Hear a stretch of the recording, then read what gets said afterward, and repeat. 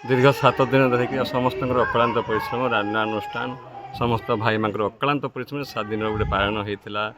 आज यज्ञ अन्न यज्ञ घृत यज्ञ सब यज्ञ गोटे सहयोग गोटे एडे बड़ अनुष्ठान आज विग्रह प्रतिष्ठा रामलाला तांकर दिव्य मंदिर हो जाइए। इथिलागि भी आम अनुष्ठान चाहूँगी सबुदिन लगी ठाकुर सेवा पूजा लगी सब व्यवस्था करवा सब चेष्टा कराई। समस्त साहाय्य प्रभुंर ये कार्यक्रम आगक एमती चली रहा बोली गोटे आशा अच्छी।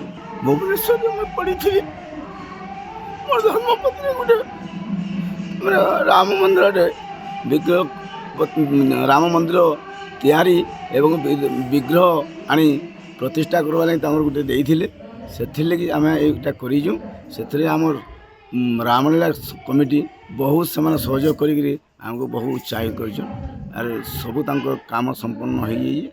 जय श्री राम। प्रभु श्रीरामंकर अशेष कृपारू श्री वृंदावन मेहरंकर धर्मपत्नी तांकर स्वप्न को साकार करने आज बाउंशुणी छकठारे श्री रामलालांकर भव्य दिव्य मंदिर को निर्माण हो पारी तांकर प्रचेष्टारे आज 17 तारीख आरंभ हो 7 दिन व्यापी श्री रामचरित मानस पारायण तथा अष्टपहरी नामयज्ञ साधु सेवा घृत यज्ञ अन्न यज्ञ समस्त प्रकार सेवा करुचंती एवं संपूर्ण रूपे रामलीला कमिटी सहयोग करुचंती।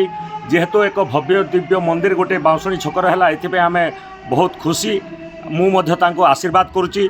मोर छोट साधु जीवन रे प्रथम अभिज्ञता हिसाब रे मु परिचालना करिची।